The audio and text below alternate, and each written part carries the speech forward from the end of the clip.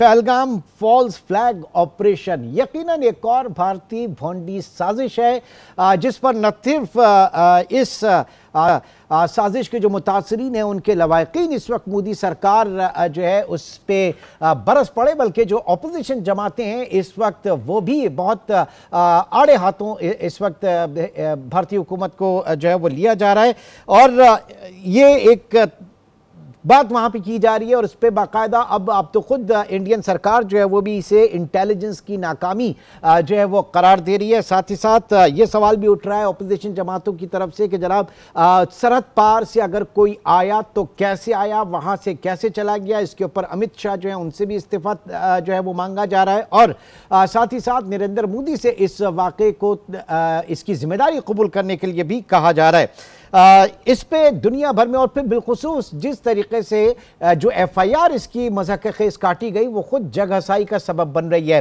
हमारे साथ इस वक्त मौजूद हैं मारूफ तजियाकार और सनोबर इंस्टीट्यूट जनाब डॉक्टर कमर चीमा साहब। डॉक्टर साहब बहुत शुक्रिया आपके वक्त का। सबसे पहले तो मैं ये जानना चाहूँगा ये पहलगाम फॉल्स फ्लैग ऑपरेशन कितना भारी पड़ रहा है इस वक्त भारत को, क्योंकि वो अपनी हठधर्मी में तो उतरा हुआ है लेकिन पूरी दुनिया इसको किस तरह से ले रही है?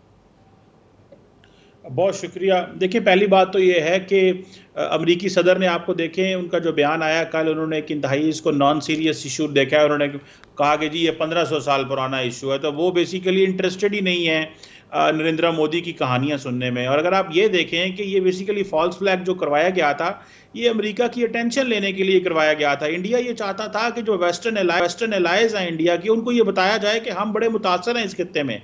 तो जिस तरह चाइना एक बड़ा प्रॉब्लम है उनके लिए, इसी तरह पाकिस्तान एक बहुत बड़ा प्रॉब्लम है। और जब से डोनाल्ड ट्रंप ने अपनी स्टेट ऑफ द यूनियन जो अपनी कांग्रेस में खिताब किया तो उसमें पाकिस्तान का शुक्रिया अदा किया, तो इंडिया के अंदर पैनिक थी कि ये इंडिया पाकिस्तान अमेरिका ताल्लुकात जो है वो किस तरह बेहतर हो रहे हैं, तो इसमें क्या किया जा सके और इंटरनेशनल कम्युनिटी और खासतौर पे अमेरिका की मदद ली जा सके, तो उसमें उनको काफ़ी डैमेज हुआ है। और दूसरी बात ये भी है कि वो ये भी दुनिया उनसे सवाल कर रही है कि एक दिन वाकया होता है और अगले दिन आप इंडस बॉर्डर ट्रीटी भी खत्म कर देते हैं, आप बॉर्डर भी बंद कर देते हैं, आप मिलिट्री कनेक्शन भी बंद कर, आप हर तरह का कारोबार बंद कर देते हैं, आप जिंदगी आप चलना ही नहीं चाहते उनके साथ। और अब लोगों ने पैटर्न समझना शुरू कर दिए हैं। देखिए नरेंद्र मोदी के पिछले तीन इलेक्शन लड़ चुके हैं और हर अपने 5 साल दौरे इक़्तिदार में वो एक वाकया करवाते हैं। 2016 में उड़ी करवाया, 2019 में उन्होंने पुलवामा करवाया, 2025 में ये पहलगाम करवाया और उस 5 साल उस वाकये के इर्द गिर्द गुजार देते हैं और ये कहते रहते हैं देखें जनाब पाकिस्तान ये करवाता है। तो आप इस पैटर्न को समझें, ये अभी वाकया हो गया, अगले 4 साल वो खामोश बैठेंगे, 2029 में फिर इलेक्शन आएगा, फिर तैयारी करेंगे, फिर एक पैगाम देंगे। तो वो ताल्लुकात को इस नहज में लेके जाना चाहते हैं कि वो जो 70, 75, 80 सालों में जो पाकिस्तान और भारत ने आपस में जो चीजें नॉर्मलाइज की वो हर चीज खत्म कर देना चाहते हैं। वो बेसिकली एक आपको पता है उनका जो स्कूल ऑफ थॉट है, जो मजहबी नजरिया है, वो उसके मुताबिक ही चल रहे हैं। नहीं, लेकिन इस एग्रेशन की और इस समझ लें कि एडवेंचरिज्म की खुद भारत को क्या कीमत अदा करनी पड़ी है, स्पेशली अगर पाकिस्तान की प्रोएक्टिव अप्रोच जो इस वक्त रही उसके हवाले से भी आप बताइएगा। फिर जो पाकिस्तान ने इंडियन एयरलाइंस के लिए जो अपनी एयर स्पेस बंद की है वहां पर बड़ा कोहराम मचा हुआ है। देखें इंडियन एयरलाइंस का वो जितना भी नुकसान होगा, आप वो जारी बात है इंडियन सारे नाराज होंगे कि आपने एक तो जारी बात है उनका टाइम ड्यूरेशन बढ़ेगा फ्लाइट का, दूसरा उसकी कॉस्ट बढ़ेगी। तो आम आदमी जो ट्रैवल करता था वो जारी बात है बुरा भला कहेगा हुकूमत को हमारे अच्छे वाले ताल्लुकात थे, तुमने पानी बंद करने की कोशिश की, ना तो अभी तुम्हारे पास पानी बंद करने का इंफ्रास्ट्रक्चर मौजूद है, वो तुमने पहले शोर मचा दिया, उसका तो नुकसान पता नहीं कल कला को क्या होगा। और पाकिस्तान ने जारी बात बता चुका कि that is an act of war. तो कहते हैं हमें अभी तो मुश्किल में डाल दिया आप लोगों ने। सो मुझे ऐसे लगता है कि एक तो ये चीज और दूसरा जो नैरेटिव है उनका, उस नैरेटिव को कोई बाय नहीं करेगा चीज दफा। उनके इस नैरेटिव को वहां की ऑपोजिशन जमातें, एक आम हिंदुस्तानी जिस तरीके से सोशल मीडिया के ऊपर पोस्ट आ रही हैं और जो स्पेशली जो कर्नाटक के वजीर आला हैं वो कहते हैं जनाब ये इंटेलिजेंस की नाकामी है, पाकिस्तान से लड़ना बेकार है। जस्टिस मर्कंडे काटजू जो है वो ये कहते हैं कि पाकिस्तान से जंग की तो भारत की मईशत का कचूमर निकल जाएगा। तो वहां पर ऑपोजिशन हुकूमत खुद जो है अपने अक्रॉस द बोर्ड एक कंसेंसस नहीं कर पा रही है इस मामले के ऊपर। जी, सो वो बेसिकली असल मकसद है ग्लोबल हाइप क्रिएट करना। और जिस तरह कभी किसी वेस्टर्न दुनिया में कोई हमला होता है तो जिस तरह वो सर्विसेज होती हैं, कैंडल लाइट, वो सब जो तरीकाकार है एक अपने आप को बताना, तो मेरा ख्याल है कि ये एक तो इंडिया से आवाज आ रही है और पैटर्न समझ जाए इमरान साहब। देखिए सवाल ये है कि हर 5 साल में एक वाकया और फिर उसके इर्द गिर्द आप चीजें घुमाते रहते हैं। अब दुनिया ये समझ गई है कि ये बेसिकली और जो पाकिस्तान ने आज जो पाकिस्तान के इंटीरियर मिनिस्टर ने कहा है कि हम एक इम्पार्शियल एक्टिविटी करवाना चाहते हैं, न्यूट्रल किसी जगह पे आए, बैठें, किसी को अपना बताएं, आप भी हम भी बैठते हैं, जाफर एक्सप्रेस में जो कुछ हुआ हम भी बताते हैं, आप भी बताएं, न्यूट्रल इंक्वायरी करवाते हैं। वो ये करवाएंगे नहीं, क्योंकि उनको पता है अगर न्यूट्रल इंक्वायरी कराएंगे तो पकड़े जाएंगे। आपने देखा कि जो उन्होंने FIR दर्ज करवाई, FIR इस वाकये के होने के ठीक 10 मिनट बाद दर्ज करवाई। एग्जैक्टली जहां ये क्या हुआ है वहां से ये जो पुलिस स्टेशन है वो 6.5 किलोमीटर दूर है। हाँ। तो आप खुद इमेजिन कर लें कि ये सारा कुछ जो है, ये प्लान किस तरह का है। ये लोग ट्रस्ट वर्दी रही नहीं, स्टोरी उनकी उन्होंने जो घड़ी थी वो स्टोरी नहीं कोई मान रहा। अच्छा, अब पाकिस्तान के जो इक़दामात हैं, जो पाकिस्तान ने रेस्पॉन्स किया, इसके ऊपर भी जरा मैं जानना चाहूंगा कि कितना टाइमली पाकिस्तान का रेस्पॉन्स है। और फिर हमारे वजीर दिफा ने कहा कि इसको उसमें ना रहिएगा, जवाब भरपूर दिया जाएगा और पाकिस्तान 200% किसी भी जवाब के लिए।